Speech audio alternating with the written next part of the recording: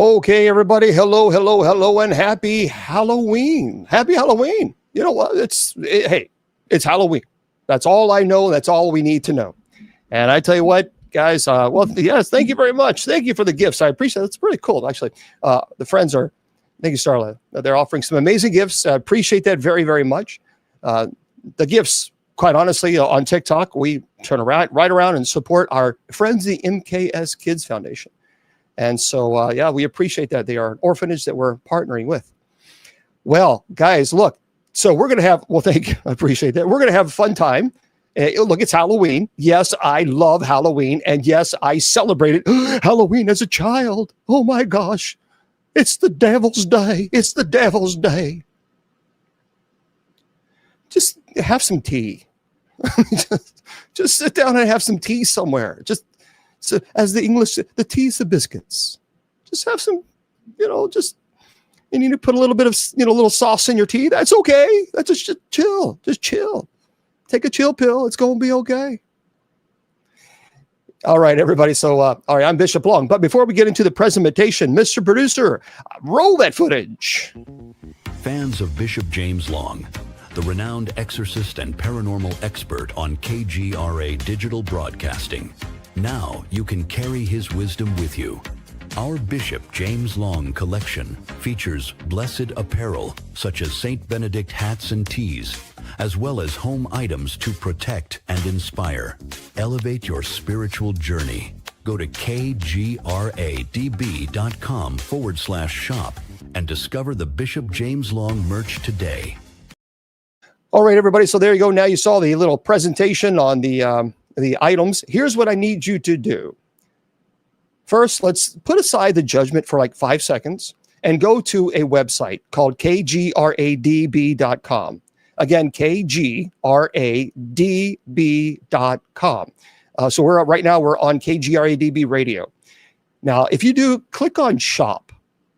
And when you click on the shop link, just click my name. And here's what's going to happen. They have some amazing items there. Love it, love it, love it. St. Michael items. They have St. Michael, St. Benedict items.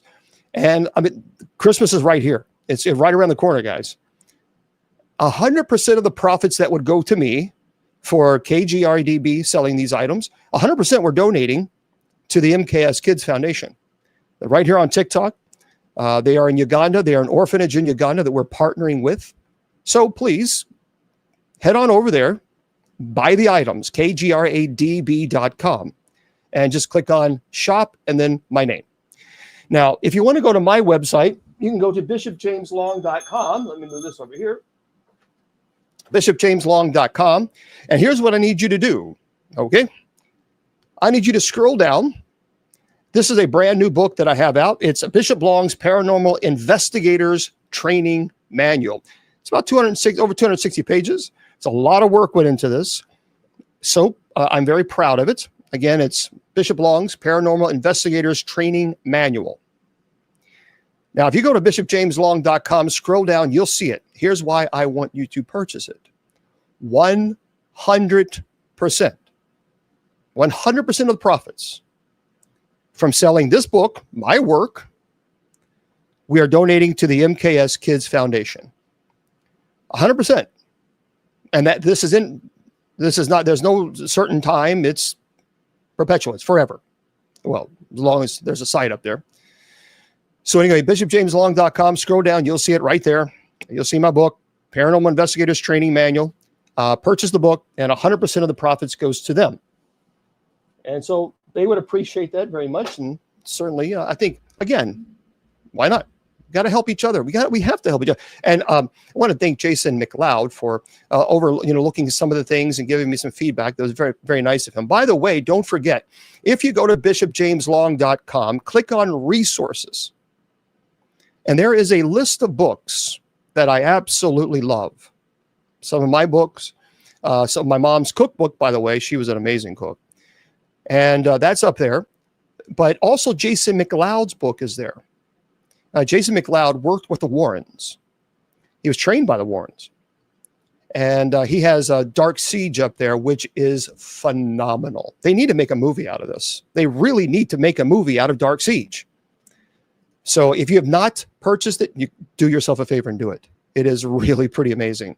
And don't forget, one more time before we head out of this little, we got to do the business part of it all. That's just the way it goes. But if you go to bishopjameslong.com and if you click on the resources, if you scroll all the way down there, look, guys, Grace is a friend of ours of the show, and she does amazing work on icons. Oh my goodness, she donated the Blessed Mother icon to us, as well as Saint Michael. They're beautiful. So if you're looking for icons, you need to make sure you head on over to her website. She actually does them from scratch, and tremendous work, really tremendous work. And then, of course, if you want to go to the church's website, well, that's easy too, usocc.org. Okay? SCC, are you not getting enough attention? Are you not getting enough attention? Yes, you got the attention that you needed. Poor baby. Trolling clergy on Halloween? I'm sorry. Go watch a movie. Go watch a movie. I mean, you're actually close. You're trolling clergy during Halloween, dude. I live a pretty boring life, relatively. I mean, on a Friday night on Halloween, you're trolling clergy. Poor guy. Poor little fella. Poor little fella. Yeah, be blessed and be blocked. Okay. So happy Halloween, everybody. Yeah, it's Halloween. We'll leave the chat on for a little while on TikTok. I'm sure we'll have to put sub chat on. And you were rude to them. That's okay. That's okay. You just have to pat them on the head and give them the attention that they desperately need. For some reason, adults need attention from complete strangers online. Whew, okay. Hey, we don't, no judgment here. Yeah, that's a little bit of a judgment. That's a little bit of, I'm sorry. That's a little bit of a judgment. That's, I'm not going to take that back. Okay. No, I am not Big Mama. I actually have 1, 2, 3, 4, 5 lights on. 5 lights. So yeah, you can go out to Facebook and come on over to Facebook. Or I'm not allowed to say that. You can't say it because you get in trouble. Oh, well, whatever. Okay. Well, hello, Texas. Well, thank you, Big Mama. I appreciate that.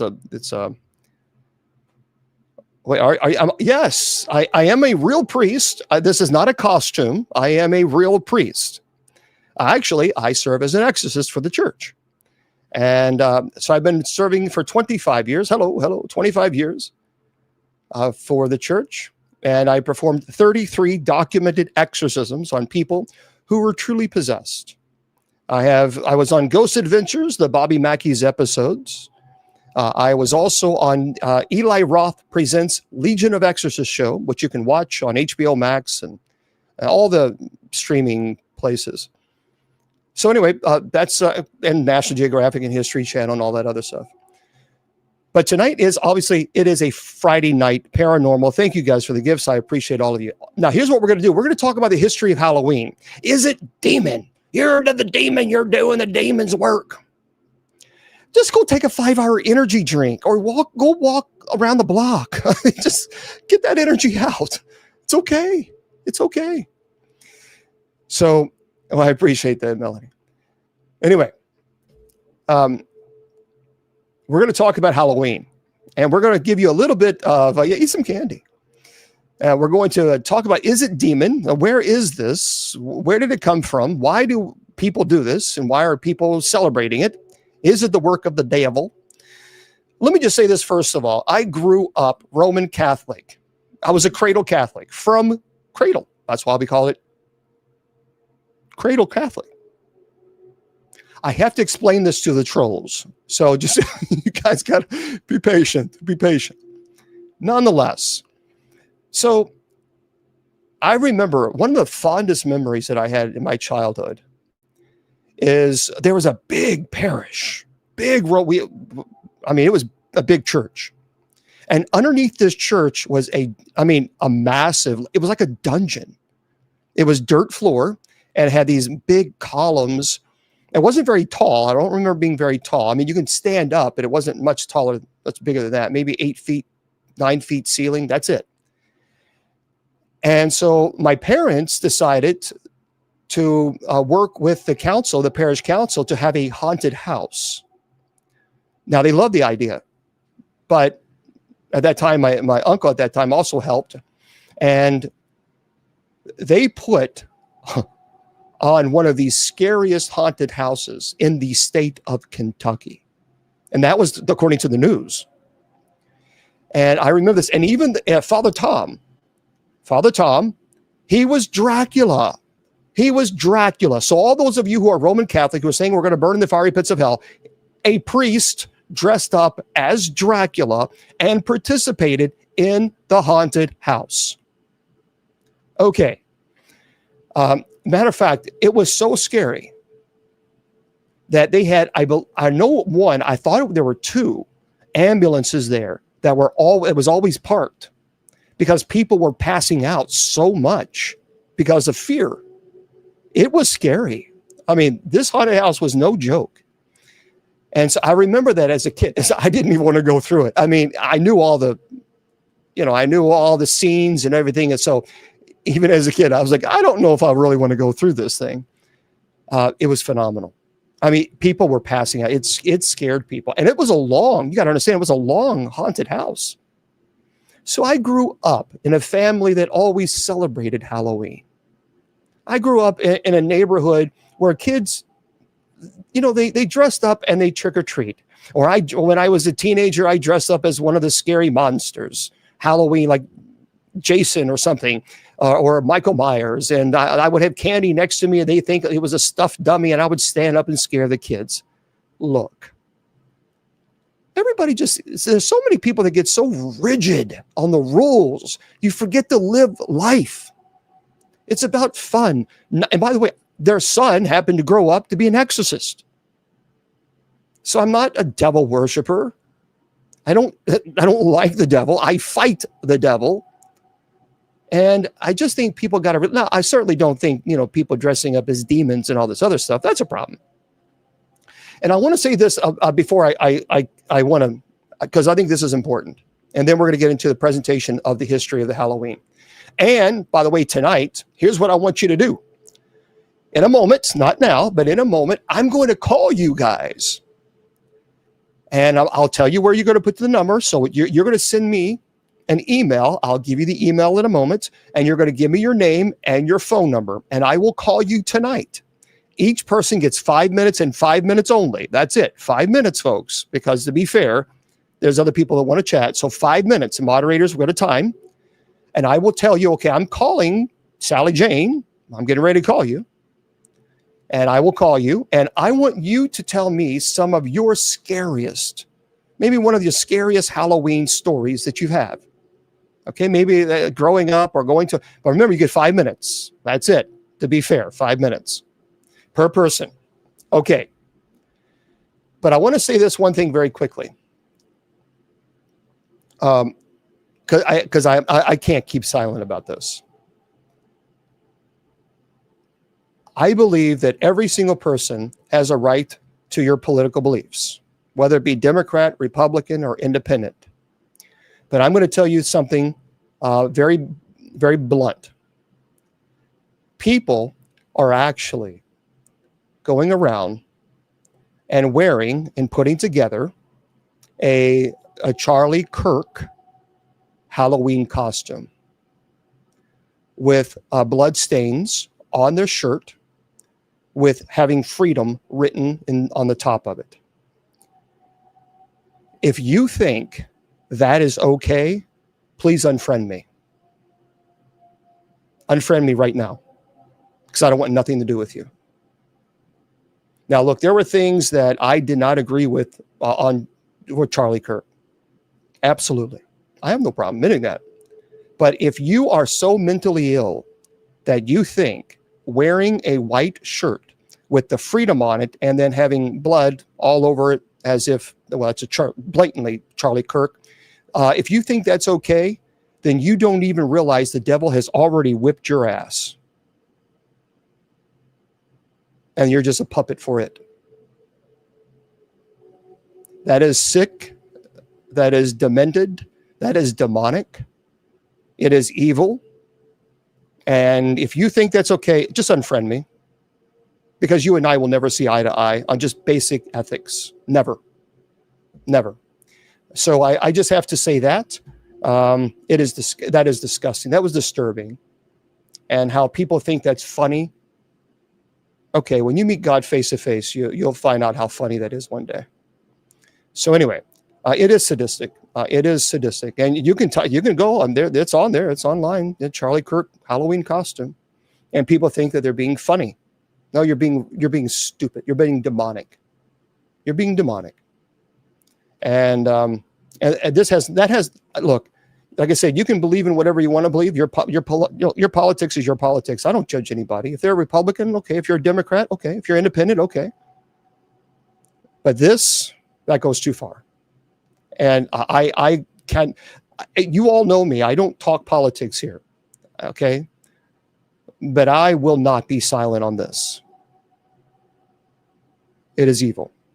So in that case, that costume is just as bad as someone going around wearing a devil costume and saying that you're the devil. Actually, I think it's worse.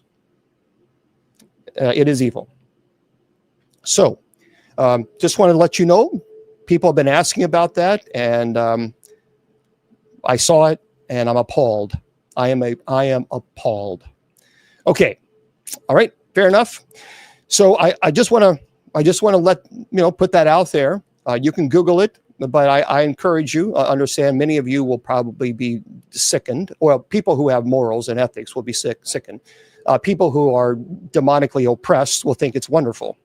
I would encourage you to take a spiritual inventory real fast before you meet your maker.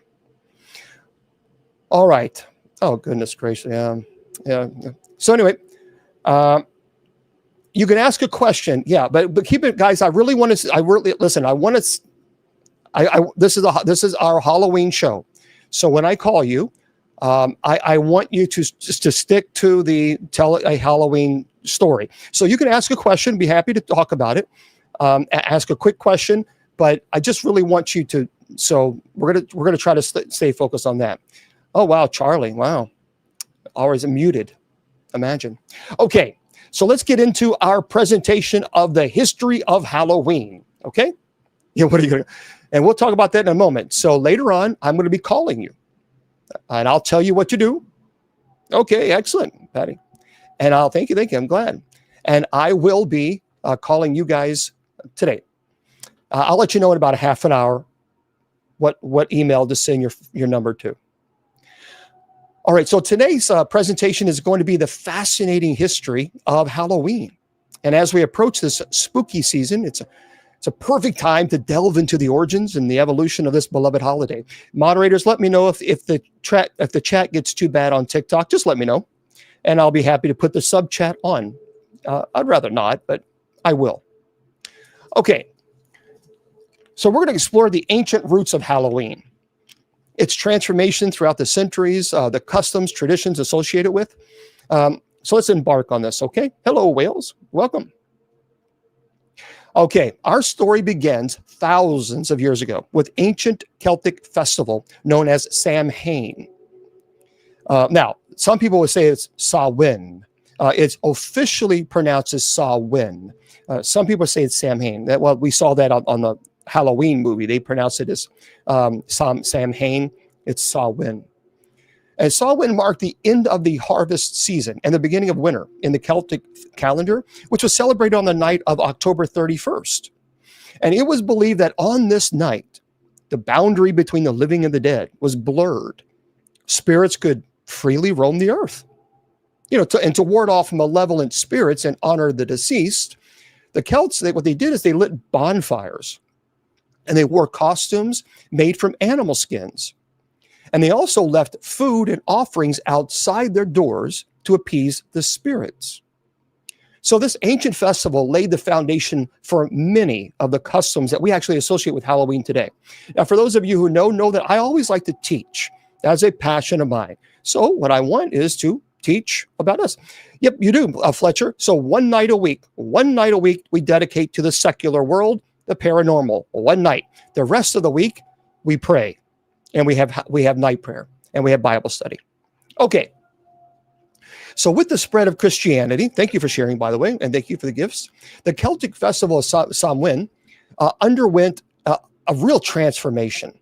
Okay.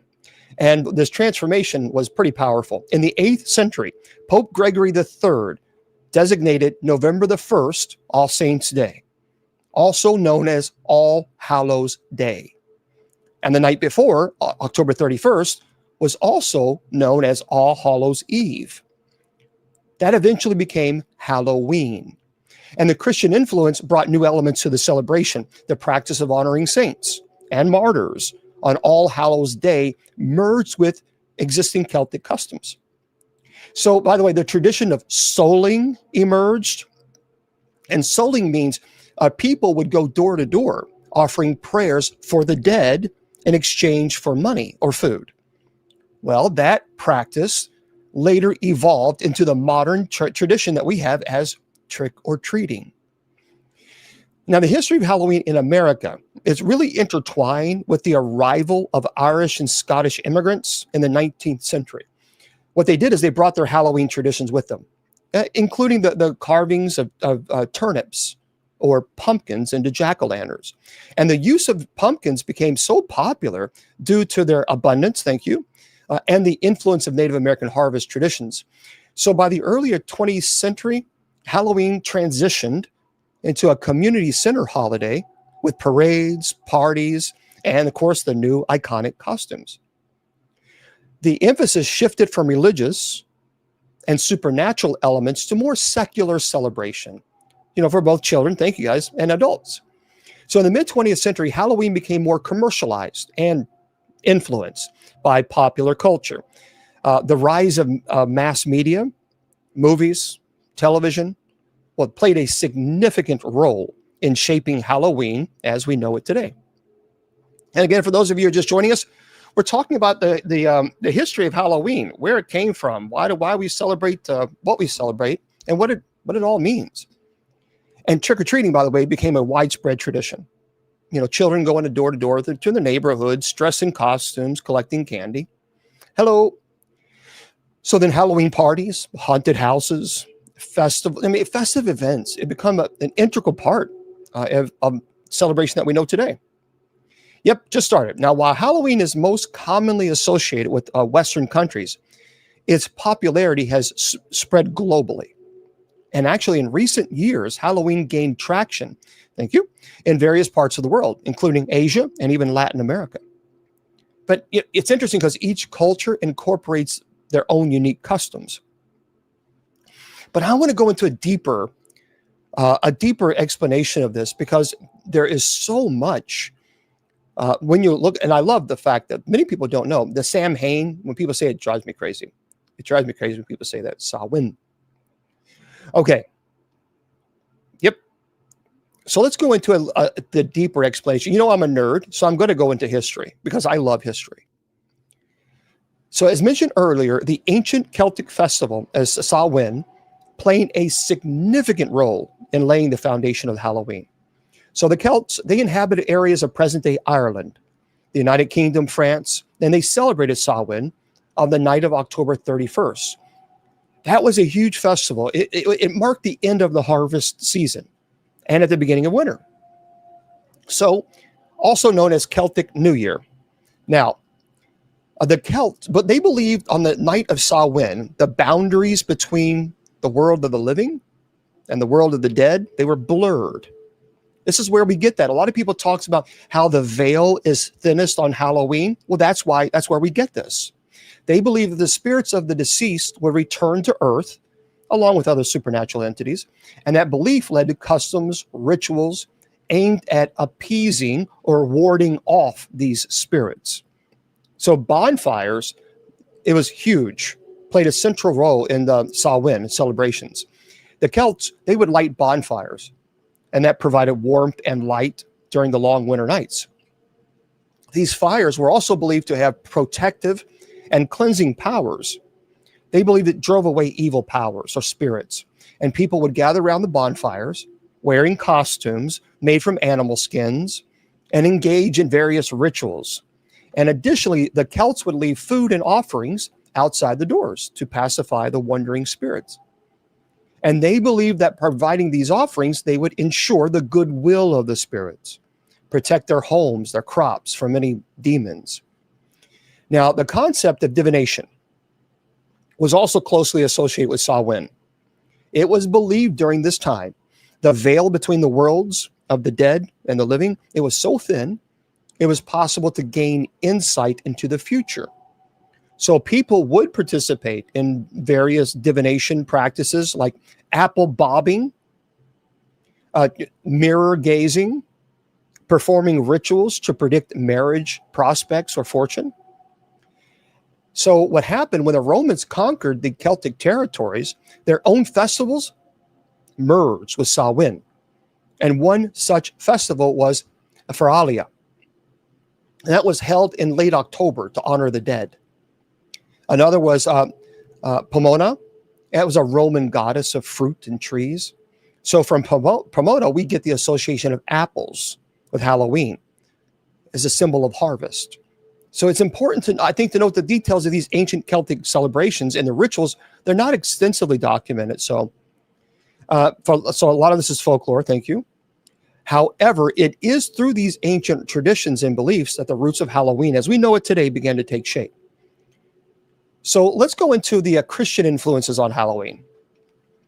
In the 8th century, the Catholic Church, well, they sought out to Christianize pagan festivals and customs, thank you, including the Celtic festival of Samhain. And Pope Gregory III designated November the 1st. Thank you very much, Starla. Thank you. It's beautiful. So Pope Gregory III designated November the 1st as All Saints' Day, also known as All Hallows' Day, to honor saints and martyrs. And the evening before, October 31st, came to be known as All Hallows' Eve. Again, it turned into Halloween. And by aligning the new Christian holiday with the existing pagan festival, the church aimed to provide a religious alternative, transforming the meaning of the celebration. So the intent was to shift the focus from pagan beliefs and practices to a Christian context. And then with the introduction of All Hallows' Eve, Christian elements began to intertwine with the existing customs and traditions. For example, the practice of souling emerged during that time. So again, as I said, that souling, as S-O-U-L-I-N-G, poor Christians would go door to door, offering prayers for the dead in exchange for soul cakes, which were small round cakes made with spices and currants. So instead of judging, why don't you actually watch? I want you to listen to the presentation, and then you learn the history of it, and then you can understand, in fact, why Halloween is what it is today. Okay, so the practice later evolved into the modern-day tradition of trick-or-treating. And during the medieval period, mumming or guising also became associated with All Hallows' Eve. Thank you. Oh, sorry, I'm not talking to you. You're always very kind. Thank you very much. Thank you, guys. Please keep in mind that I have multiple platforms running right now. So I have two computers, this computer and this computer. So a lot of people are sending me messages on Messenger and other places as well. Thank you. Okay. What was mumming? Well, mumming involved wearing costumes and masks while like performing plays or songs. And that was often with themes of death and the afterlife. So guising referred to the practice of dressing up in disguises and going from house to house, singing, performing in exchange for food and treats. And as Halloween continued to evolve, new Christian traditions and customs became intertwined with the festivities. So the use of soul lights, thank you, the use of soul lights or candles, they were placed in hollowed out turnips and later pumpkins. This is why we have lights in the pumpkins. It began to symbolize the souls trapped in purgatory. That's pretty, see, for me, I love history like this. So when you see a jack-o'-lantern with a light, the reason is it was an intertwine of this soul lights or candles for praying for the souls in purgatory. And these carved vegetables eventually transformed into the iconic jack-o'-lantern that we know today. Now, it's important to note that while the church attempted to Christianize Halloween, some pagan elements persisted and blended. Thank you very much. So the belief in supernatural beings, like such as ghosts, witches, and other spirits, it continued to be a part of the Halloween folklore. So Christian influences on Halloween brought about the establishment of All Hallows Eve, the practice of souling, and the emergence of trick-or-treating, as well as soul cakes, mumming, guising, and the Christian elements combined with the ancient Celtic customs, which shaped what we know as Halloween today. So how did it get from this to America? We talk about the Celts and a little bit of history of this. Well, Halloween's arrival in America, it really can be traced back to the mid-19th century with the migration of the Irish and Scottish immigrants. Absolutely, Christians can celebrate Halloween. Look, I've said this in the very beginning for those of you who are new. I serve as an exorcist for the church. I grew up Roman Catholic. The Roman Catholic priests celebrated Halloween. We had a huge haunted house at the church in the basement for Halloween. So yes, I think people get to the extreme on this. So the immigrants brought with them their Halloween traditions and customs. Okay? So Irish immigrants in particular played a significant role in shaping the American Halloween that we know today. They brought the tradition of carving turnips or potatoes into lanterns, often depicting faces or scary figures, and placed them in windows and outside their homes to ward off evil spirits. And the availability of pumpkins in America, it led the shift from turnips to pumpkins for carving, giving the rise to jack-o'-lanterns. And during the 19th century, Halloween in America, it was primarily a community-centered holiday. Neighbors come out together, celebrate with harvest parties, storytelling, things of this nature. Sorcery, okay, fine, then don't play it. Why are you so worried about what everybody else is doing in their life? Grow up, get a life. Anyway, these gatherings including, happy Halloween. Anyway, these gatherings including traditional Irish and Scottish customs, such as bobbing for apples, where participants would try to catch apples with their teeth from, obviously. I never liked that. I never liked that. And as Halloween continued to evolve, it became increasingly popular. Yeah, just block the people who are trolling clergy on a Friday night on Halloween because they have nothing else better to do because they want attention because their mommy and daddy didn't give them attention when they were growing up. In the late 19th and early 20th centuries, Halloween parties and parades became common, with people dressing up in costumes and masks, and the costumes often drew inspiration from folklore, mythology. So the commercialization of Halloween, it began in the early 20th century. Yeah. With the production of the Halloween-themed postcards, decorations, and costumes. Now, the holiday started to appeal to a broader audience, including children and adults. The emphasis shifted from religious and supernatural to more secular celebration. And again, trick-or-treating, as we know it, emerged during the time. But we know the souling was very important at that time. And you got to remember, it really gained popularity in the United States in 1930s and 1940s, the trick-or-treating. And over the years, Halloween became deeply ingrained in the American culture. In recent times, by the way, Halloween has expanded beyond traditional boundaries, gained popularity in many other parts of the world. It's been really a global celebration. I think maybe the people who don't like Halloween, is it because you don't have a costume? No. They don't have a costume. You're mad?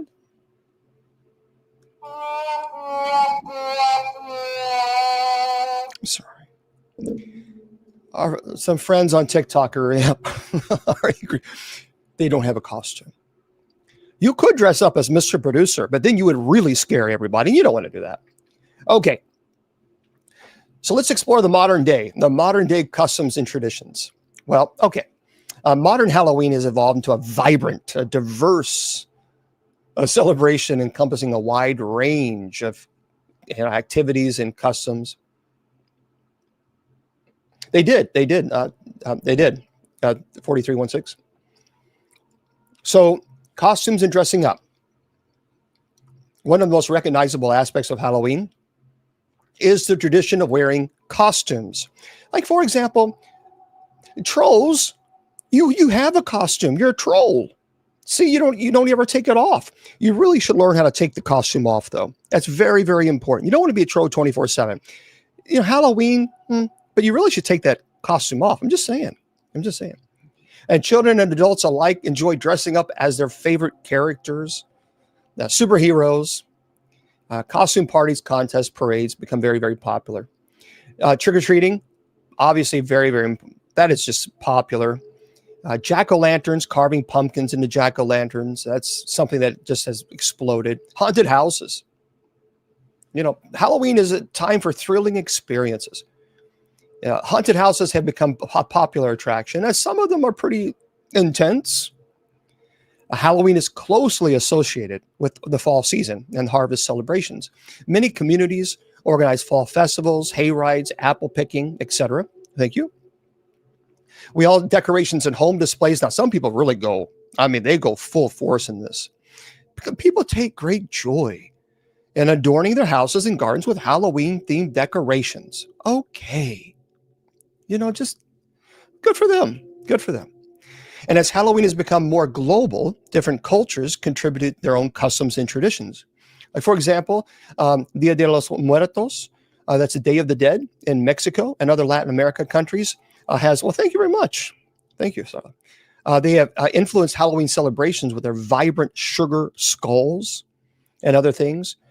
Additionally, various Asian countries have adopted Halloween, and they've also have cultural practices. The common thread across these celebrations is the spirit of fun, creativity, a touch of spookiness. And I think that's okay. There's nothing wrong with that. And I really want to talk about the global influences on Halloween, because I think it's pretty cool to know what other people are going through, what they're doing in other countries. So I said the Dia de los Muertos, the Day of the Dead. It's originating in Mexico, celebrated throughout Latin America. And it's a colorful festival. It coincides with Halloween. It's a time to honor, remember deceased loved ones. And the influences of this celebration can be seen in Halloween celebrations with sugar skulls, marigolds, it's just a beautiful celebration. And All Saints and All Souls Day in many Catholic countries like Spain, Italy, Philippines, All Saints Day, which is November the 1st, tomorrow, and All Souls Day, November the 2nd, Sunday, those are important holidays. And these days are dedicated to honoring and remembering the dead. And in some regions, these traditions intertwine with Halloween. And in Asian festivals, in recent years, like Halloween has gained popularity in some Asian countries. Like, for example, in Japan, Halloween is celebrated with costume parties, parades, and themed events. However, it incorporates elements of Japanese folklore and anime culture. And in South Korea, Halloween has become a festive occasion with costume parties like K-pop and other Korean pop culture. Thank you very much. So Halloween origins lie in Celtic traditions. And some European countries still maintain their own unique customs, which is fine. There's nothing wrong with this. All Halloween continues to evolve and gain recognition around the world. It serves as a platform for cultural exchange, creativity, having fun, and spending time with your family and loved ones. And I think that's okay. I think sometimes we get so extreme and so judgmental that we see anybody having a little bit of fun, then we get angry, or some people do.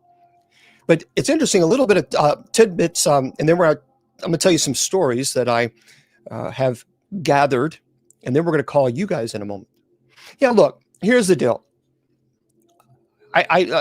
People dressing up as demons and the devil, probably, I don't think that's a good idea.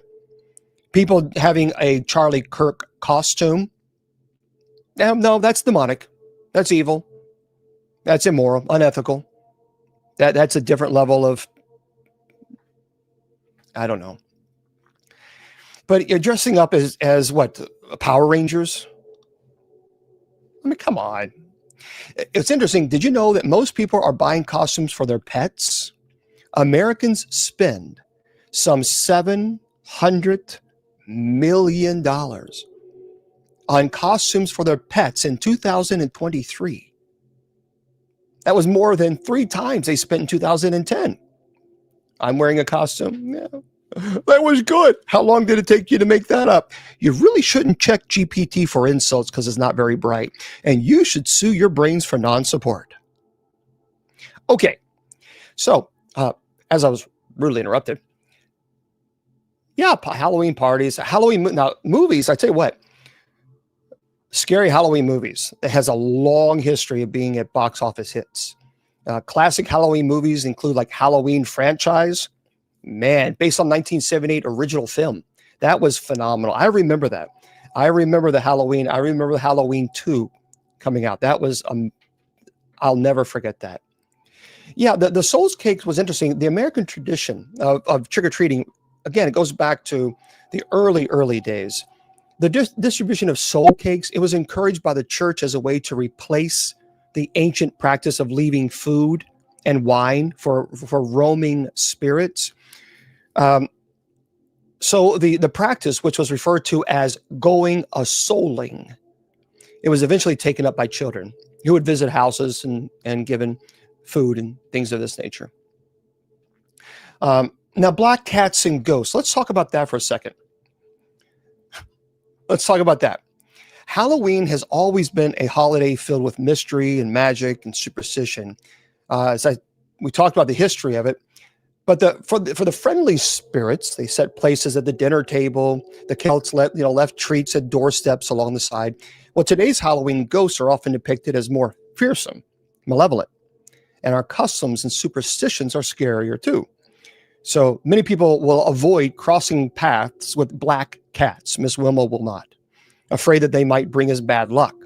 By the way, that idea has its roots in the Middle Ages, when many people believed that the witches avoided detection by turning themselves into black cats.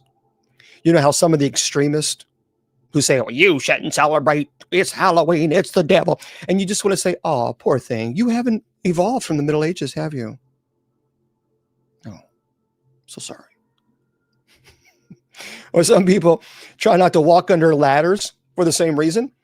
Well, the superstition may have come from ancient Egyptians who believed that triangles were sacred. So I'm telling you, by the way, for those of you who don't know, matchmaking and lesser known rituals, some of these are crazy.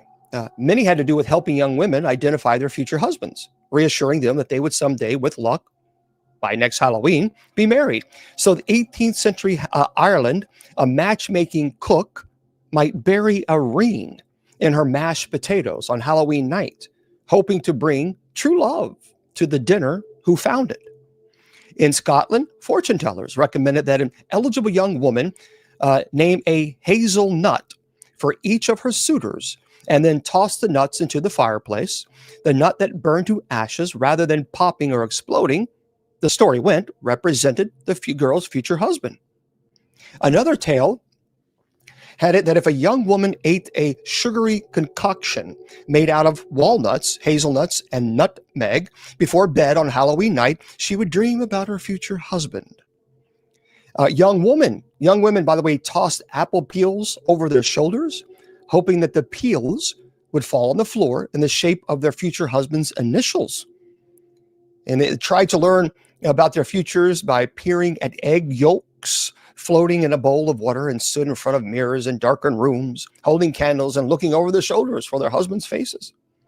And there were other rituals as well. Some of them are like, well, that's interesting. But yeah. Okay. Right. Absolutely. The black cats, I'm not really big into the superstition, but there are many people that are. Okay, so here's what we're going to do. I'm going to tell some scary Halloween stories that people have shared with me. Now, some of the people swear that these stories are real. Now, you can say, yeah, or you can say, what? It doesn't matter to me. If in fact you believe them, you believe them. If not, that's okay. No, I do not believe that black cats are bad or evil, demonic. Not at all. Not at all. I think they're black cats. Thank you very much, Susan. I am not a superstition kind of guy at all. I'll walk right underneath the ladder and not give it second thought. I'll open an umbrella which I've done. Matter of fact, when we had Miss Wilma on with us, well, she was on the phone. She was very superstitious. I had a umbrella right there open when I was doing a show. So no, I'm not. Does it increase in Halloween? A lot of people think that it does. It is interesting. I get a lot more alleged activity or reports of activity on Halloween. But as far as do I see an increase in possession during Halloween? No. So I don't. Okay, here's the first story that I want to share. And then soon I'm going to be giving you an email. And in that email, you're going to put, if you would like for me to call you, we'll be live. I will call you and I want you to share your scary story for Halloween. Okay? In a moment. You're right. And Kitty, actually, a lot of people talk about, the Middle Ages, the Black Plague. Well, here's what happened. The cats, black cats, especially cats, were kind of banned or outlawed or unalived, which was kind of stupid because they believe it was all witches. And unfortunately, they unalived so many cats that the mouse population exploded. And that really just exacerbated the problem for the Black Plague because of their ignorant superstition. And that's what happens when you have people who are uneducated and who are so extreme in their religious views. Sort of what happens today. Okay. First story I want to share with you. It comes from a person who I know. Her name is Sarah. It's a pretty straight edge person. Not the type of person that lies. So Sarah says on Halloween night, Sarah was handing out candy to neighborhood kids when a man in a tattered clown costume, tattered means torn. Gotta be fair. A tattered clown costume approached her porch. His costume was dirty. His face was pale, smeared makeup. He didn't say anything, but he held out a small box. So, feeling uneasy, Sarah asked him to leave. But he just stared at her with his cold, she described it to me as dead eyes. There was something about this person that she told me that was so frightening that she had nightmares. It really startled her. So later that night, Sarah received a phone call from an unknown number. The guy didn't want to leave. And then finally she said, look, if you don't leave, I'm calling the police. I don't want whatever's in this box. Just go away. So later that night, Sarah received a phone call from an unknown number. A distorted voice whispered her address and said, I'll be there soon. So that was it. She was done with Halloween. She locked all the doors and windows. She called the police. And when officers arrived, they found the box that the man had actually handed her. Inside was a photo of Sarah's front door, taken just minutes earlier. Here's the problem.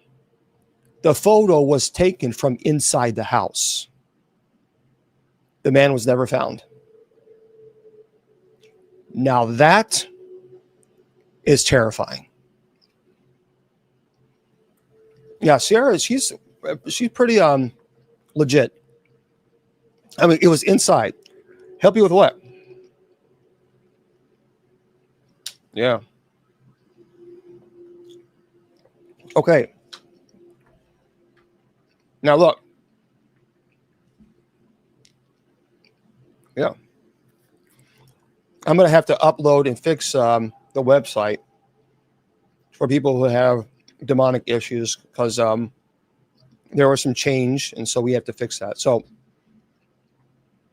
okay, the next one, a buddy of mine named Jake. I've known him for about 10 years. And Jake is a volunteer firefighter. So a pretty straightforward kind of a guy. So Jake and his friends, they decided to explore an abandoned house. And they're a little small town. He said this was when they were like teenagers. So they just decided to go out and just do it for Halloween. The house was rumored to be haunted. It was abandoned. But when they arrived, he said the house was nowhere to be found. They walked around the block multiple times, but the house had completely, he said, vanished. It was replaced by an empty lot that had been there for years. So as they turned to leave, Jake's phone buzzed, and with a video message showing that the house was fully there. It had a silhouette watching them from the upstairs window. And when they showed the video to locals the next day, no one had ever seen the house. They have no idea. They can't explain this. Let me do a puzzle. That's very interesting. I'm not really sure how that would happen, but I think, well, he's probably a teenager. They probably got a little confused, disoriented, turned around maybe, but they got a some type of video. The next one is Emily. So every Halloween, Emily carved a jack-o'-lantern to place on her porch. Now, I don't know Emily very well, but I know her well enough to where I don't think she'd be lying on this one. So she carved a jack-o'-lantern to place on her porch every Halloween. But she claims that when she blew the lights out in the Halloween, she would hear a voice. And at first, she thought it was just her imagination because she didn't believe in ghosts or demons or any of that stuff. But so she would light it again and blow it out, and she would hear this voice. I kind of thought when she was telling me this, could it be wind distortion by perhaps maybe because if you blow the light out, maybe you're hearing something. That's just what I'm trying to explain it from a logical perspective. But one night, she says that she found dozens of carved pumpkins glowing on her front porch. She had one, and on Halloween night, she had her little pumpkin out there. She was going to go trick-or-treating, or she was with the kids. She walked out, and she said there were dozens. No one knows who put them there. No one knows why they were put there. She couldn't tell what this whisper says, but she said that she kept hearing something. And she had no idea what it was. But every time she would blow out the candle, because she had it out for like a couple weeks before Halloween, she would blow it out and she would hear a voice. She had no idea what it was. She had no idea what it said. But on Halloween night, she was inside. She came outside, trying to get ready for Halloween, put the candy outside, and there was dozens of pumpkins. Even to this day, she has no idea why. So Lucas found an old vampire. I do not know Lucas, so I can't verify if this is true. But Lucas found an old vampire costume in his attic, and he decided to wear it to a Halloween party. And as soon as he put this vampire costume on, he felt different, stronger, faster, weird. And at the party, he noticed that people were looking at him even a little bit more odd. People claimed that his eyes dilated and that there was something not right with him at all, something eerie. And these are people that allegedly were his, friends from work. This was a Halloween work party. But as soon as he took off, he remembers taking off the jacket and the vest. Once he took the jacket and the vest off, it just seemed, he said this, it just kind of stopped. Everybody acted normal. Why that is, don't know. Now this story here is on Halloween night. Sarah answered the door to find a little girl in a tattered costume asking for candy. When Sarah reached for her bowl, the girl was not there.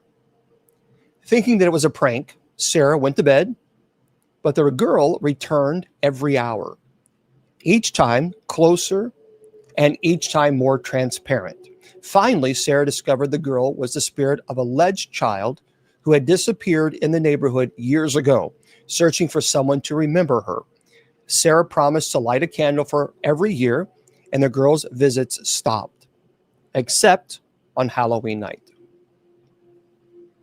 Okay. Yeah, I mean, all right, let's talk about Jake. So Jake loved looking at himself in the antique mirror he found at a yard sale.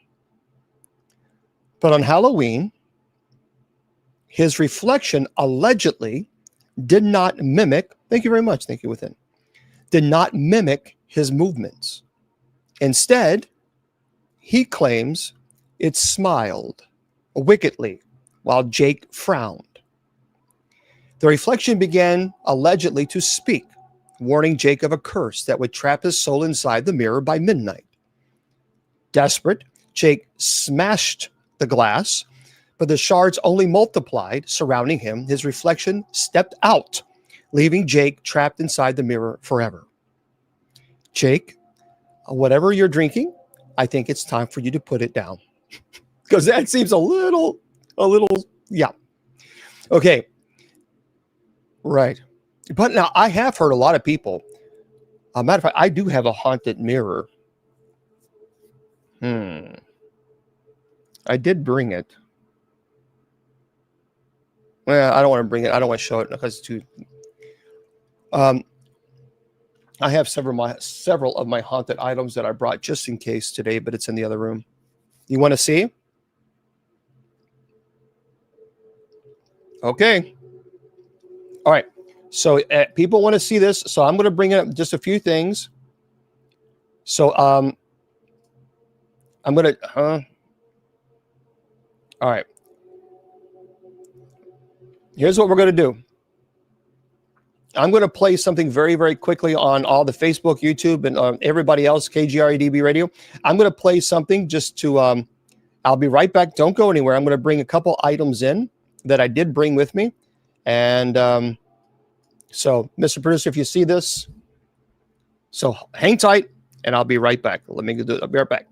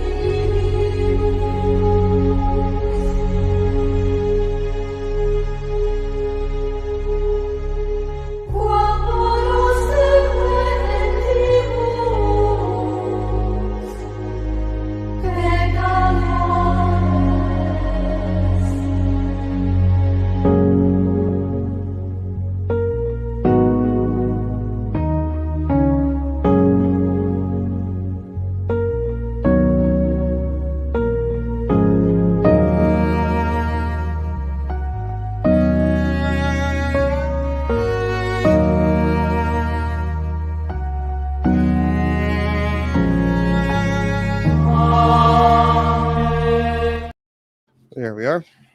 This was this is a mirror. It's a very simple mirror. I have blessed it, and I'm going to tell you the story behind this. So a family, well, not a family, a mom was a single mom. She was kind of heavy into the dark stuff. And I mean, really heavy. Not, I should say that. And so she would do seances and she would use Ouija boards. The purpose of that is she would, at night in her room, she'd play the Ouija board. And because she had serious financial issues, she believed that perhaps maybe she could make whatever deal she had to make with whoever, whatever she had to make with, so that she could make money. Because, thank you very much. So she would play with the Ouija board. She would put this mirror right in front of her, and she would put a black candle. She would light the black candle, and the goal was for her to summon whatever it is that she needed to summon, in hopes that maybe that she could be financially comfortable.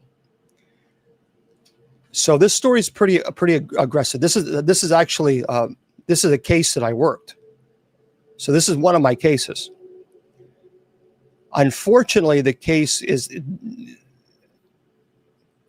so I got involved with it. She claimed that it worked and that she was able to get income or money from sources that she didn't expect. And she got deeper and deeper and deeper into summoning Ouija boards, doing seances with this mirror. Unfortunately, she had a little bit of it. I got to be careful with what I'm saying because TikTok rules and regulations. There was an individual that became rather obsessed with her, dangerously obsessed with her. And he would leave satanic symbols on her front door, on her siding of the house, on her car. And she could tell that obviously and this guy just out of nowhere, he just chose her. She then started having some pretty violent activity in the home. She got the money that she wanted, but she paid an unbelievable, horrible price. Her kids were terrified. Her kids were horrified. What they experienced in that home was evil, pure evil. And it's because of what she did.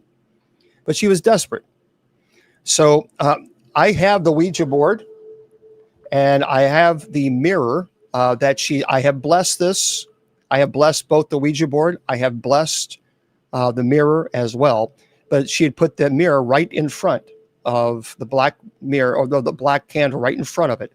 And she would summon whatever she had to summon, demons, whatever it was, in order to help her financially. Again, like I said, it worked.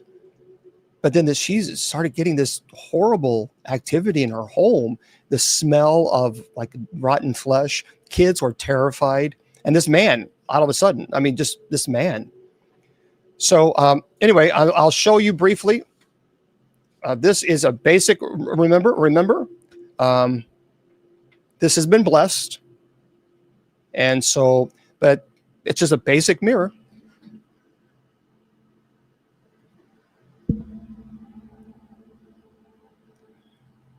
And it's interesting. You can kind of see something there.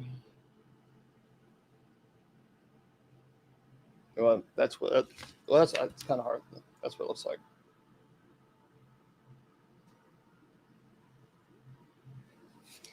This is the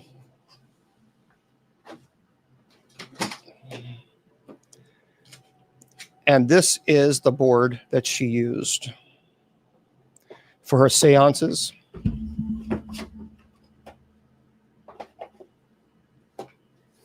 That's the board.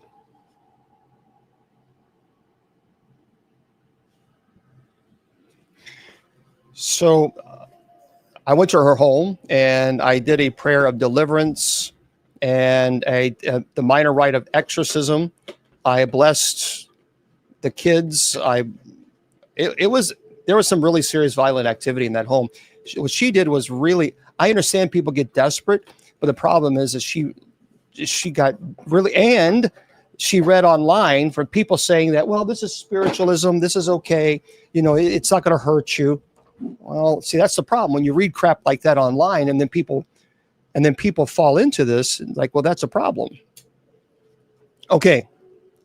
So here's what I want you to do. Let's do this now. If you would like for me to call you and you want to be on the show, fix this jack-o'-lantern. This is what I would like to do. Yes, she was delivered. I want you to send me an email. And here's the email. First, all I want you to do is put your name and your phone number. Don't forget your area code. So what I'm going to do is call you, and I want you to share a 5-minute scary Halloween story that you want to share with us.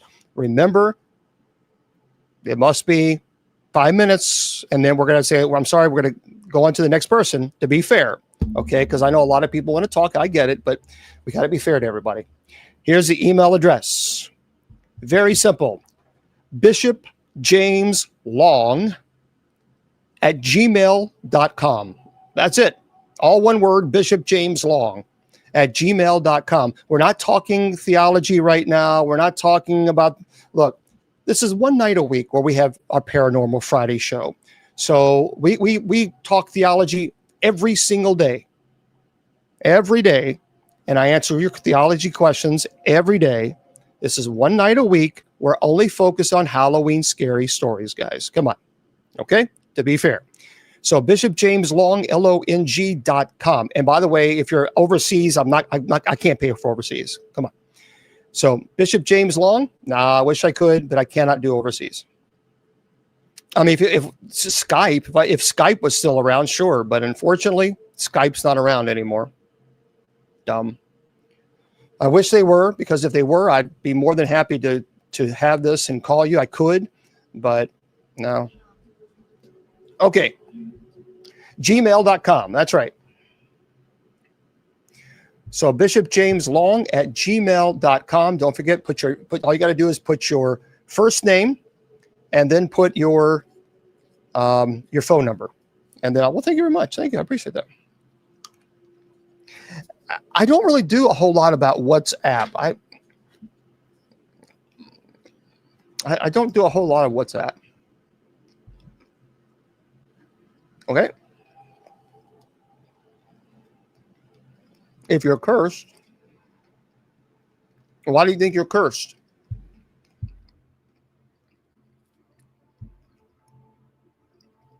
Yeah. And I don't think you can call people on Messenger overseas. I don't think. But I don't know. I don't know if I can do that or not. The WhatsApp?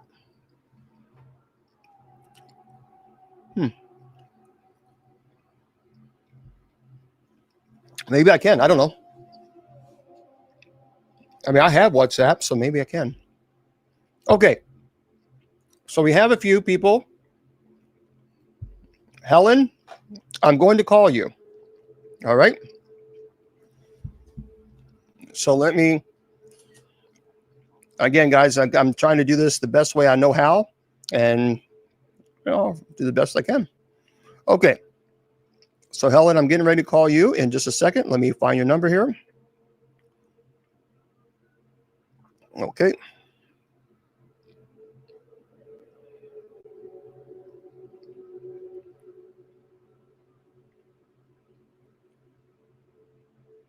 Oh.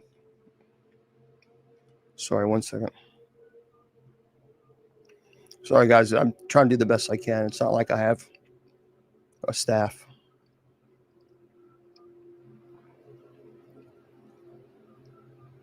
Okay, Helen, I am calling you. Let's make sure that this is on. And then we're going to call Helen and see what story she has for us in just a second.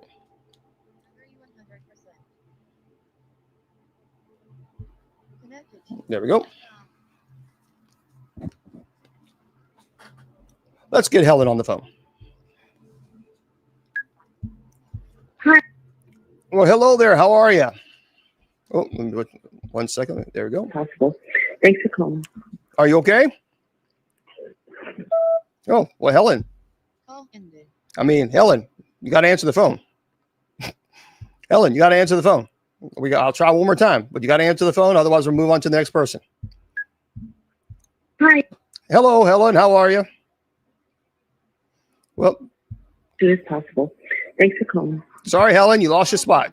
We're moving on, and that's the way it's got to be. And we tried, Helen. We tried, but you got to answer your phone, guys. You got to answer your phone. We can't. Okay. So, Helen, sorry. All right. Anne Marie, we're going to call you in just a second. So let me set this up. Yep, you got to call. You got to answer. All right.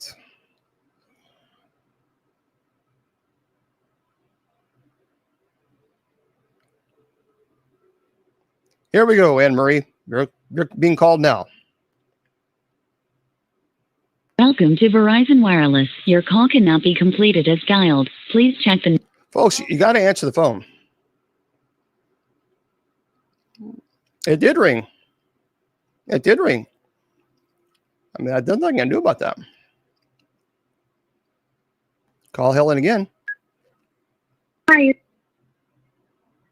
Please leave your name and number at the tone, and I'll get back with you as soon as... That's Helen's number. So, okay. All right. We're going to move on. Yeah, we pray the St. Michael prayer during night prayer. Okay, Anthony. So St. Michael prayer is, we'll do that tonight during a night prayer. I don't know what in the world this is. Nope. Move on. Okay. Try this one.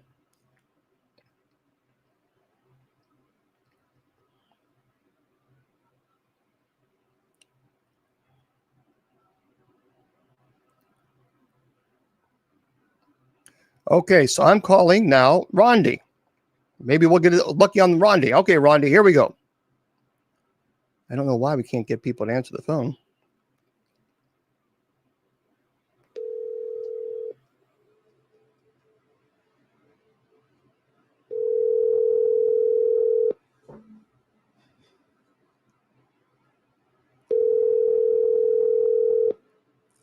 Folks, you've got to answer your phones. Bishop James Long at gmail.com. Hello. Well, hello, Rondi. How are you? This is Bishop Long. Hi, Bishop. Hey. So, yeah, you're the only one that's answered the phone. I'm not understanding why people leave a number. They don't answer. Kind of strange, isn't it? Must be Halloween. I think they're doing tricks on you, Bishop. They're doing tricks on me. They are. So you have a story that you want to share with us? Yeah, I really do. Like on Halloween, it doesn't happen every Halloween, but on occasion, there's like a bowling ball that goes from the rafters across the top of my apartment, and then it goes all the way back. So I'm kind of scared to be here by myself on Halloween. So, wait, you're saying a bowling ball goes to the rafters to what? It sounds like a bowling ball when you put a bowling ball down the alley. I gotcha. And I can hear it vibrate and feel it, and then it goes back to the other side. And Halloween's kind of really scary for me. Now, does it only happen at Halloween, or does it happen any other time? Only on Halloween for that, but I've had other occasions where I can hear a person coming up my steps. There's 20 steps to get where I live. Walk down the hallway. I can hear keys jingle and trying to enter the apartment. And at first I thought it was my father because I gave him a key to my apartment. But I waited a long time and I had friends here, and it's just like, let your dad in. And I opened the door and no one was there. Now, do you live in an older building? What's the history behind the house that you live in? Interesting enough that the place that I live used to be an old grocery store. Hmm. And on top of this flat roof building, they have built an apartment. So the family that lived in the apartment are also the people that own the grocery store below me. So it does have quite a history. Well, what do you think it is? I prefer not to think about it sometimes, Bishop. I listen to you instead. Oh, well, have you ever had the your house blessed? I have not. I'm just kind of scared up here sometimes. Well, I would encourage you. You can type in Epiphany of the Door or Blessing of the Doors. It's a beautiful prayer that you can do. Chalking of the doors, blessing of the doors, and you can absolutely do that. And I would encourage you to. And there's no reason to be I'm not wearing eyeshadow, but thank you so much for paying attention to my eyes. I didn't say anything about your eyes, but they are beautiful. No. There was Julia. Julia in chat was asking if I'm wearing eyeshadow. No, it's just oh yeah, my natural eyes. But thanks for. But okay, so this the bowling ball occasionally, and you hear people going up the stairs. That's true, and you hear them walking down the hallway. You hear the keys, and then I'm like scared. Well, yeah. Well, hopefully, you don't have to be any. There's nothing to be afraid of. There's nothing to be afraid of. Don't give in to the fear. Don't give in to the fear, because if you do that, then you're just going to amplify it. Yeah, you have nothing to be afraid of. Nothing. No. Well, thank you so much. That's why I listen to you guys for night prayer and everything else. And I thank you for that. Well, absolutely. And thank you for sharing your story. I appreciate it. And you have a happy Halloween. Thank you, Bishop. God bless. You too. Bye-bye. All right, everybody. Well, that's Rondi. Well, there we go. So that worked. That worked out. See, so it's working. The phone is working. Okay. So we have Starla. Starla, I'm going to give you a call here. So Starla, be on the lookout. I found a way to do this without looking at my phone and doing this. So that's pretty cool. Okay, so Starla, I'm going to call you. And again, folks, these are spooky Halloween stories you're going to share with everybody. So just and the call may come out as block number. I don't know, but just be aware if you get that it might be blocked. I don't know. So Starla's coming up. Remember. Okay, so I have Tom. Sorry, Ouija board. Okay, all right. Well, here we go. Let's Starla Laws. All right. Well, we'll just call. Okay, here we are. Tom Dula story. Hello, you Grace. Well, hello. Happy Halloween. Well, happy Halloween to you. And how are you doing on this beautiful Halloween? I am just here. You're just here. I am so off the cut. No one is coming here. No one is coming to your home for trick-or-treating? No. Oh, well, that's you know what? That's more candy for you. Right? So, what story would you like me to share, Your Grace? The Tom Dula Road or the Ouija board? Well, you have 5 minutes, so if you could, I would love for you to share both. Okay, I will start with the Ouija board. I had a dear friend, a college friend, and so we went to an estate sale, and she took her whole family. They ended up with a Ouija board. I was there one night, and so she lit candles and she asked the stepchildren, oh, do you want to play with this? Well, they did. And they asked, is anyone here? And the first thing it went to is God. That was the answer. And then the next answer is, what's your name? And it spelled God backwards, dog. Well, then the next thing that happened, the candles started to flicker. They started to flicker. And so she and I both went to the table and jerked the Ouija board off the table. And unfortunately, my dear friend and her husband separated. And when they moved out, the Ouija board was still in the house. Well, the home caught fire and burned to the ground. Oh, wow. And that was after the use of the Ouija board? It was. And that was one of the things they left in there, because after that incident, she did not trust it so much. Now, Starla, I noticed that your phone number here, it's not UK, it's not a UK number. Are you located in the States, or have you Oh, yes, sir. I am in Western North Carolina, but very nice. I have lived all over. That is very, very cool. Based on the States, and where obviously you're from the UK, I assume. No, I was actually I was born on a military base in Beaufort, South Carolina, and my father was military, but I did live extensively in the UK. Wow, very cool. See, that's very neat. All right, why don't you tell us about this, the road that you're referring to? Oh, yes. I don't know if anyone here knows about the legend of Tom Dooley. They say Tom Dooley here. Okay, we had attended my daughter, her cousin, his father lived off of Tom Dooley Road. Okay. And so we were there to attend a UFC event, to watch a watch party, so to speak. Mm-hmm. And we were there, and they were having apple juice. And so I was watching all the children. And so they decided, they got bored. It was not time for the main event. And so we're walking down the road. And right off of the road is where Tom Dooley is actually buried. And the headstone had been chipped away.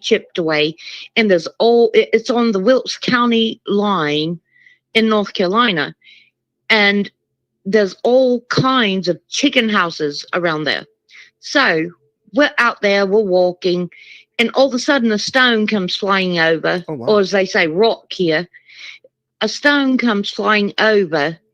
And so little Mark, my daughter's cousin, he throws it back. It immediately comes back. So Wow. strange, right? Yeah.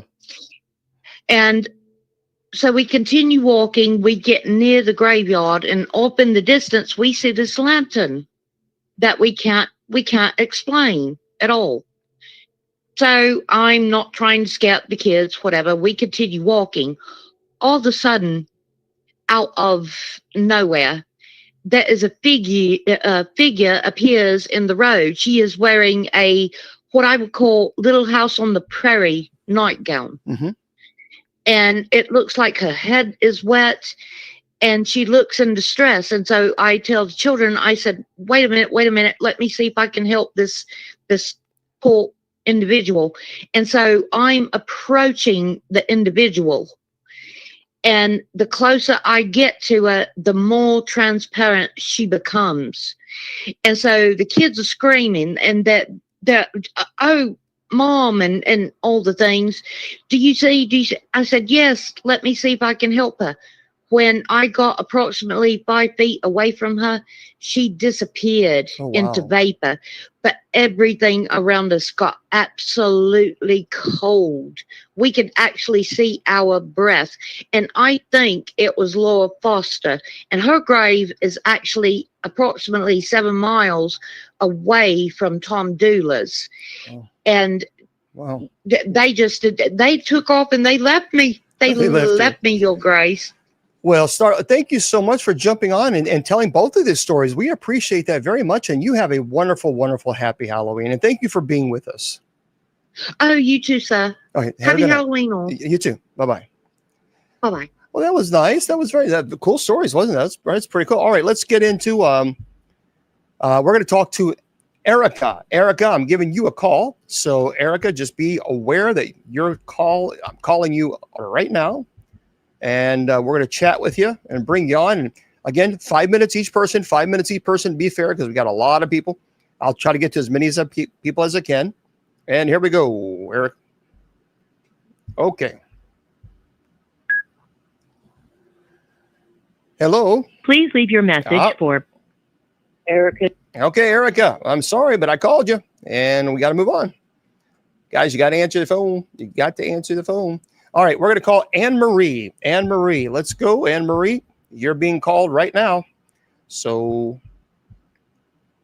all right. And here we go. Anne Marie, I'm calling you now, or wherever you're watching. I don't know exactly where Anne Marie is, but okay, Anne Marie. So let's go. Here it is.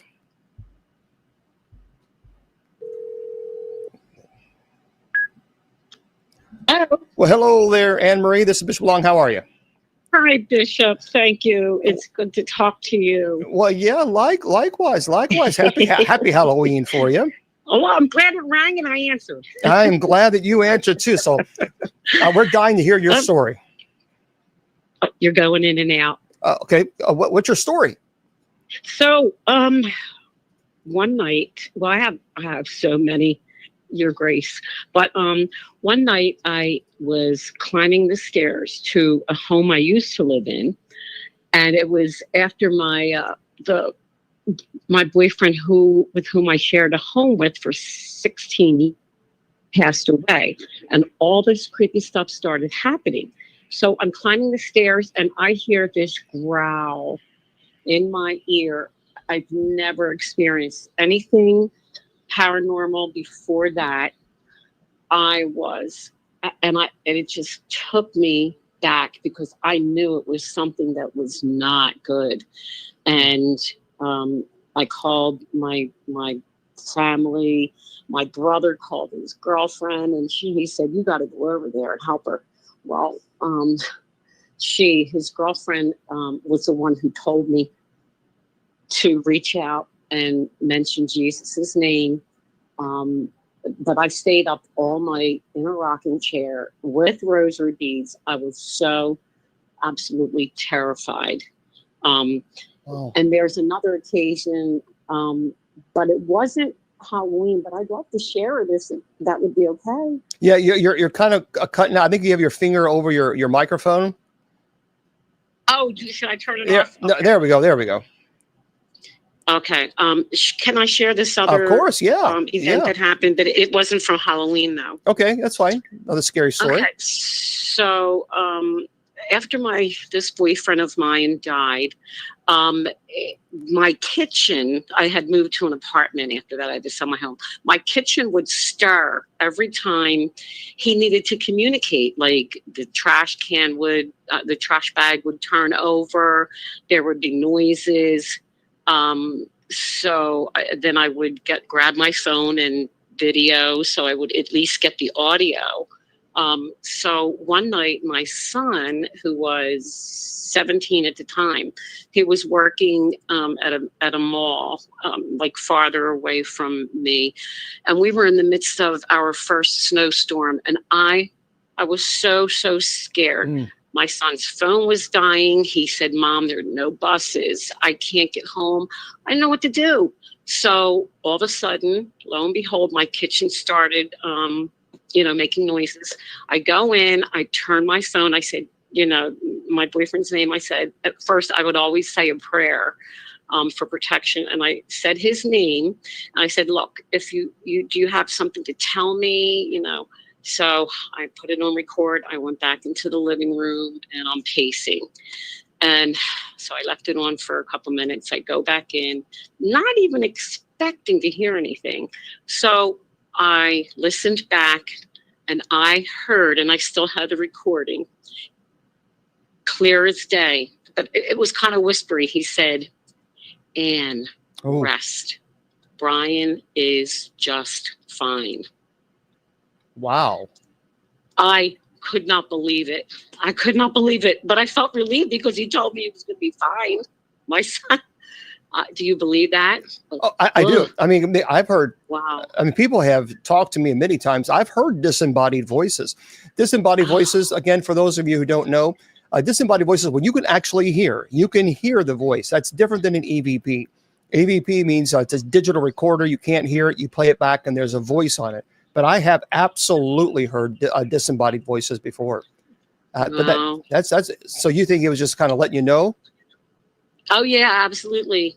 because he was around me, protecting me from different things. And I think there was something in the house and I still believe his spirit is around me, protecting me, but I don't reach out because I'm afraid to reach out, because I had things that didn't feel comfortable. I also had a white, what I just think it was an angel. I can't explain it any other way. Appear at the bottom of my bed, and I was fully awake, and it was just beaming with light, surrounded by light. And I said, "Who is it?" And it didn't answer me, but it just poof, disappeared. But it was a human form, because I could tell it was the shape was it, but I couldn't make out any features because of the brilliance of the light. Ever since he died, I've had experiences, but never before. Very well. Well, thank you so much for sharing your stories. We certainly appreciate that, and happy Halloween. And I hope you have a great night. Calling. Thank you, Bishop. I appreciate you. Absolutely. Good night. Okay. Good night. All right, everybody. That was our friend Anne Marie. Rondi, we're going to call you next. I'll get to as many people as I can. Remember, well, so far we're doing good on time. Remember, 5 minutes. That's it. 5 minutes, and then we're going to have to stop. So just jump on and tell us your story. Tell us your Halloween story. Or if you have a scary story that you want to tell us, well, tell us. Well, it doesn't matter. We're having a good time on Friday night on this Halloween special. Yes, I celebrate Halloween. And no, I'm not going to burn in the fiery pits of hell. Okay, Rondi, we're going to bring you up next. So Rondi, get ready. I'm calling you now in just a second. You got to answer the phone. It may come in. I don't know what number. We're just using a studio line, so just be prepared for it. All right, Rondi, I'm calling you right now for your story. Here we go. Okay, Rondi. Oh, Anne-Marie does it? Okay, Bishop. For all other viewers, it does come in as a private number. Okay. I know you had asked about that earlier, and I already talked to you. But okay. one of the things. As soon as I saw your name on there twice, it's like okay, just put your name there once, everybody, because I'm just kind of going down the list as fast as I can.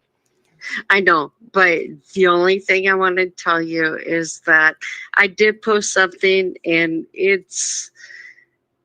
I don't mean it to be for me, but for my grandmother, visiting her in the nursing home on Halloween. It was so special. Okay. And if you just go see the photo of her face, it's wonderful. Okay. But one other thing I wanted to talk to you about. I tell you, we got to go because we had already had a conversation. I'm not trying to be rude, but there's so many people that want to jump in, and I want to be fair to everybody. I totally understand. Yeah, that's cool. But we'll do this again. Thank you, All sir. right, have a good night. Bye-bye. Yep. Okay, everybody. Yeah, because there's so many people that have requested to come on and share their stories. I've got to be fair to everybody. And so remember, 5 minutes. We're really strict about this. I don't want to be rude, but 5 minutes. And only send an email once. It's kind of hard for me to remember because I'm going so fast. So don't send 3 or 4 emails. That's not so, because otherwise I won't get to everybody. So just one email. I'll see it. I'm going down the list. I'm going down the list. Okay, here we go. I am calling Victoria. Victoria, you're going to be called next. All right. So Anne-Marie, I've already spoken to you. I see that you got another call there. So we'll take that out. So Victoria, you're going to be called here next. All right. Here we go, Victoria.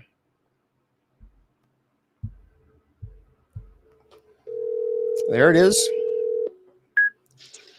Hello. Well, hello, Victoria. Bishop Long, how are you?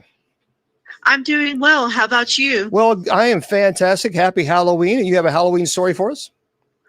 It's not a Halloween story, but it is a scary story. Okay, we'd love to hear it. Okay. So after my mother died, me and my aunt lived together in the house that I grew up in. And she was struggling with some things. And I was more deeper into the Bible than what I am now in my prayer life. And so I noticed that every time I would open my Bible specifically and read it, no matter where she was in the house, whether she was outside, inside, wherever, she would come to my bedroom door and she would I know that whenever you're remembering stuff, sometimes it can be kind of over exaggerated, but it sounded like she was almost like the police was there, like she was going to tear the door down. But I do remember that specifically. And one time this had happened, she was at a friend's house and I was reading my Bible. All of a sudden I hear a car drive up in the driveway. I'm in my room. I have the door locked, and not going to go into that because, for time's sake, but she comes in the house angry. She comes to my door and she knew I was reading my Bible, and she was like, "You need to close your blank, blank, blank Bible. And what are you doing in there? And stop." So me being a person that prays that night, I prayed myself to sleep basically. And Wow. I know that it's not possible while you're asleep to be still praying, I'm thinking, but as soon as I woke up, it was like I continued to pray what I fell asleep praying to. And I used to have prayers memorized, such as the act of contrition, the Our Father. And I woke up picking right back up to where I left off. And both of my hands, literally both of my feet, were on my bedroom wall. And later on, 3 months down the road, she had been saved and we were talking about some different things, kind of, she was saying she was sorry for a whole bunch of stuff that had happened or whatever. And she had disclosed to me that night that I'm referring to, where I prayed myself to sleep, and I woke up and my hands were on the wall and my feet were on the wall, that she knew that I was in my bedroom reading my Bible, and she was outside my bedroom window, which is the wall that I had both of my hands on and both of my feet on when I woke up. That is crazy. That is crazy. And so she's turned her life over, huh? Yes. Since then, about 3 months later, her sister invited her to this seminar where a celebrity type female preacher basically was coming and doing a women's thing. So she invites her to it, and they did a healing service there. And she goes up front. She gives her life over. She read it or whatever, because I don't know the aspect of it either. She got saved or rededicated her life, and they did I guess you would call a laying of the hands and a healing thing. And I noticed afterwards, and her sister noticed a difference. She used to be into witchcraft when she was in her 20s and stuff. And I remember my mom, because the family dynamics is I was adopted by my grandparents. So my mom was basically her mom that had died. So I remember my mom telling me, while I was a kid growing up, I'd be like, "Mom, why are you concerned about Aunt so-and-so?" And she'd be like, "Well, because, she's doing witchcraft." And then they would get into these discussions, because my mom worked at the church. She would be talking to her, telling her, you don't need to be messing with this stuff, different stuff like that, trying to talk to her, about, different stuff. And she was into all that until that moment when she got saved. Well, thank you very much, Victoria, for sharing this. We appreciate that, and that's a great story. It's always a wonderful, wonderful ending when we have, turn their life over to Christ. So that's wonderful. Thank you so much for being with us tonight. Yes, sir. Thank you for taking the time to listen. Happy Halloween. Oh, you too. Bye-bye. Celebrity preacher laying on the hands sounds suspect. Who's celebrity preacher? They didn't say anything about a celebrity preacher. All right, Helen, we're going to give you a call. So Helen, we're calling you now. Okay. Let's bring Helen on. Hi. Well, hello there, Helen. How are you doing today? Give me the number of the tone and I'll get back with you. Okay, Helen, I'm sorry, but we're moving on. You guys, I can only call, but, all right. I don't know why people of course, there's trick-or-treating going on too. So, all right, so we're going to call Trina. Trina. There we go. Thank you very much, RCD. So we're going to call Trina. What we're calling next looks like we're talking about a Ouija board. Okay, so Trina, here we go. Let's call you.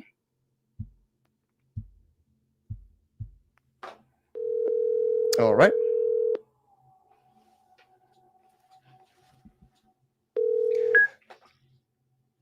Hello. Well, hello there, Trina. This is Bishop Long. How are you? Oh, just great. How are you tonight? Well, we're fantastic. We're excited to hear about this this Ouija board story. Oh, I'm so excited to tell you. Yeah, what happened? What happened? Back when I was younger, late teens, me and my cousin, Halloween, we were at the beach. It's a small beach and like on the river. And we decided to go to her friend's house. They had just had a baby, so we wanted to visit with them. And they lived upstairs of their parents, like in an attic area. And so I said, okay, I had never met the couple, but, it was okay. So we went up there. We had a few beers, maybe a couple here and there. And they decided they were going to pull out a Ouija board. Well, I was not liking that part at all. I was just like, I would never do that. And they were like, come on. So it was like peer pressure. And they were like, we need all four of us here. Just put your hands on it. I don't remember what the conversation was with the Ouija board, but it was doing its thing.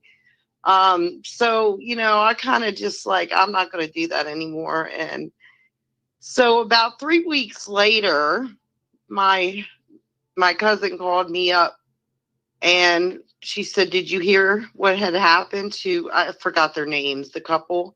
I said, no. And they said their house burnt down and the baby died. Oh, no. And ever since then, I can't get it out of my head what happened. So I don't even really even saying the name Ouija anymore.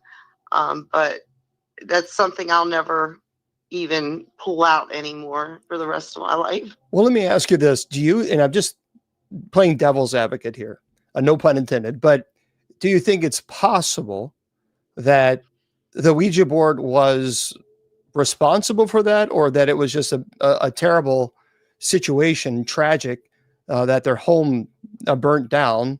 How do we go from playing with the Ouija board to a house burning down and an infant passing away? How do we go from, okay, now we know that it was the Ouija board, or do you think that the Ouija board really played a role in that? Well, as far as I know, they did it all the time up there. Oh, I see. So I was just new to the situation. I was just a guest that came over. So they lived up in a little creepy attic and,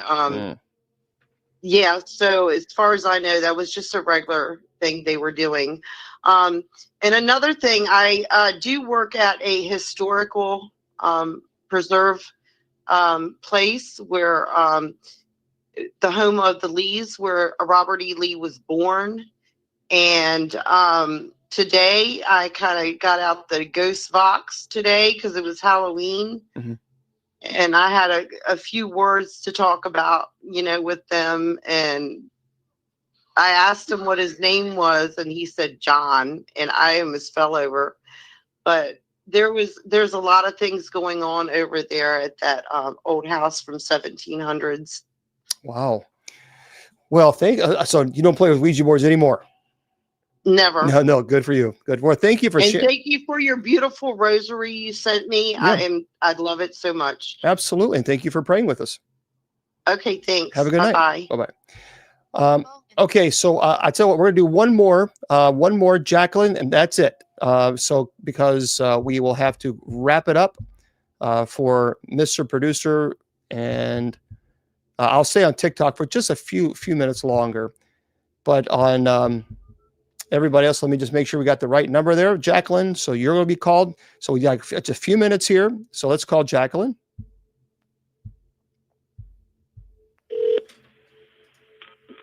Hello. Well, hello there, Jacqueline. This is Bishop Long. How are you? Hi, I'm doing well. How are you? I'm fantastic. Oh, can you turn that down because we're getting an echo? I gotta turn down my cell phone. Yes, I am right now. There we go. Now we're go. All right. Okay, I'm sorry. That's all good. So what story do you got for us? So happy Halloween, first of all. Happy Halloween to you. Thank you. Well, this actually happened to me about maybe about 5 years ago. My husband and I had a really big argument. And my son wasn't here. It was just my husband and I. We had a big blowout, and I went upstairs crying, and I was like in the fetal position, crying in my bed, crying. And then all of a sudden, I feel like I have to use the restroom, and I open my eyes, and I see like an orb, and it was like blue and red and yellow. And it was on top of the little refrigerator. I'm a diabetic, and it was I keep a refrigerator in the bedroom for low blood sugars in the middle of the night. That happens from time to time. So I look and I see that orb right on top of the refrigerator. So I turn around to see if there's a light coming in through my window. I don't see anything there, coming through the window. The blinds are shut. So when I go to sit up in bed, that orb disappears. So I said, well, maybe it was because I was crying, and sure, and anyways, I go to the restroom. I go, turn on the light in the bathroom. I use the restroom, go wash my hands. I splash water on my face, dry my face, and I go back and I lay down. When I lay down, I'm laying on my back, and like a few moments later, I felt like someone had from the footboard jumped into my bed next to me, but when I felt that it was I don't know what it was, but I felt that the person just like when they fell into bed, it was softly, they didn't land like really hard like it would be if you would normally jump into a bed. Right. So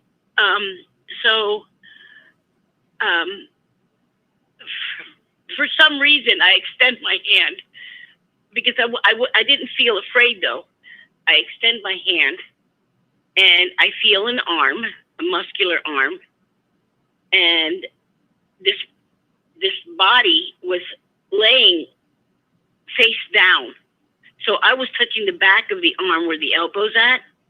And I grabbed, how you have that little skin in the back of the elbow? Mm-hmm. And I grabbed that like that, and I started squishing it a little bit. And then I was rubbing the arm. And then all of a sudden, I throw my leg over on their leg. And poof, I passed out. I just went to sleep.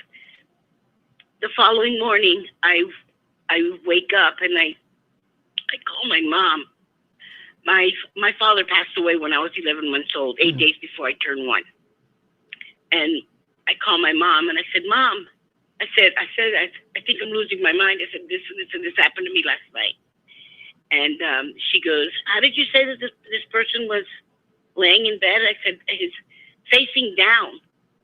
And my mom said, don't worry, it was probably your father. Wow. Very powerful. Very powerful. Well, I know, right? Yeah, it is. I wish I could keep you on longer, but we're out of time. Thank you very much. Thank you, Jacqueline, for sharing that story. Bishop. Thank you. Thank you. All right, bye-bye. Well, these stories are amazing. Absolutely amazing. TikTok, I'll stay with you guys for a little bit longer, but for everyone else, I tell you all the time, your value does not decrease based on a troll's inability or refusal to see your worth. You are priceless, and don't let anyone tell you or convince you otherwise. See you next week.